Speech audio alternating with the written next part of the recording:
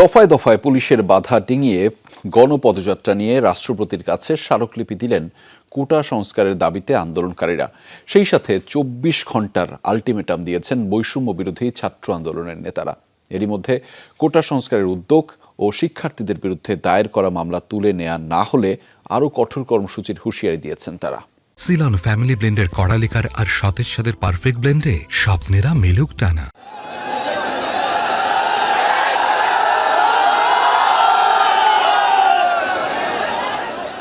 দেশে সাম্প্রতিক যে কোনো আন্দোলনে এবার ঘটল এক নজিরবিহীন ঘটনা।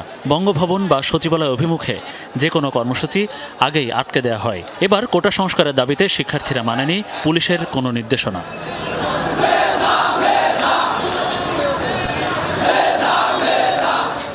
প্রেস ক্লাবের সামনে প্রথম পুলিশের বাধার মুখে পড়ে শিক্ষার্থীদের পদযাত্রা। এরপর পুলিশের অনুরোধে পদযাত্রার রুট পরিবর্তন করে সামনে এগিয়ে যায় শিক্ষার্থীরা। সচিবালয়ের সামনে দিয়ে বঙ্গভবনের দিকে যাওয়ার সময় 0 পয়েন্টে পুলিশের ব্যারিকেড।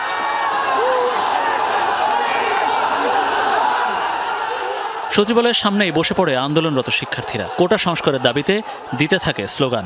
এখনো পর্যন্ত কোনো ডিসিশন যেহেতু আসে নাই, আমরা এখনো রাজপথে আছি, রাজপথে থাকবো। তারা আমাদের স্মারকলিপি এবং আমাদের এই দাবি আরেকটু বিবেচনা করে দেখবে। এখানে পুলিশ শিক্ষার্থীদের প্রতিনিধি বঙ্গভবনে পাঠানোর অনুরোধ করে, তবে অনুরোধ উপেক্ষা করে ব্যারিকেড ভেঙে এগিয়ে যায় শিক্ষার্থীদের গণপদযাত্রা। কোটার যে প্রবলেমটি রয়েছে সেটির যৌক্তিক এবং স্থায়ী সমাধান কীভাবে হবে? অযৌক্তিক যে কোটাগুলো রয়েছে সেগুলোকে বাতিল করে দিয়ে যৌক্তিক যে কোটাগুলো রয়েছে সেগুলোর পুনর্বিন্যাস করার মধ্য দিয়ে আমরা সেটাকে আমাদের পক্ষ থেকে প্রস্তাব করেছি 5%। স্লোগানে স্লোগানে মুখর হয় পুরো এলাকা, মিছিল এগিয়ে যায় গুলিস্তানের দিকে। এবার বঙ্গবন্ধু চত্বরে বাধা দেয় পুলিশ, থেমে যায় পদযাত্রা। স্লোগান প্রতিবাদী গানে মুখর হয়ে ওঠে গোটা এলাকা। ততক্ষণে 12 সদস্যের প্রতিনিধি স্মারকলিপি নিয়ে বঙ্গভবনের পথে। রাষ্ট্রপতির সামরিক সচিবের কাছে 3 পৃষ্ঠার স্মারকলিপি দিয়ে প্রায় আধা ঘন্টা পর বঙ্গভবন থেকে বেরিয়ে আসে প্রতিনিধি দল। কড়া পাহারায় তাদের নিয়ে আসা হয় গুলিস্তান মোড়ে। সেখানে সংবাদ সম্মেলন করে বৈষম্য বিরোধী ছাত্র আন্দোলন। রাষ্ট্রপতির যিনি সামরিক সচিব তিনি কি কোনো উত্তর দিয়েছেন জমা নেওয়ার পর? তিনি আমাদেরকে আশ্বাস দিয়েছেন তিনি বিষয়টি রাষ্ট্রপতিকে অবগত করবেন। আগামী 24 ঘন্টার মধ্যে আমরা চাই সংসদে অধিবেশন ডেকে সেটার আইন পাশের জন্য কার্যকর ব্যবস্থা নেওয়া হোক অথবা অধিবেশন আহ্বান করা হোক। মহামান্য রাষ্ট্রপতির তরফ থেকে এবং দায়িত্বশীল ব্যক্তিদের পক্ষ থেকে কী ধরনের বক্তব্য এবং পদক্ষেপ আসছে সেটি আমরা পর্যবেক্ষণ করে আমরা পরবর্তী আমাদের কর্মপরিকল্পনা ঠিক করব।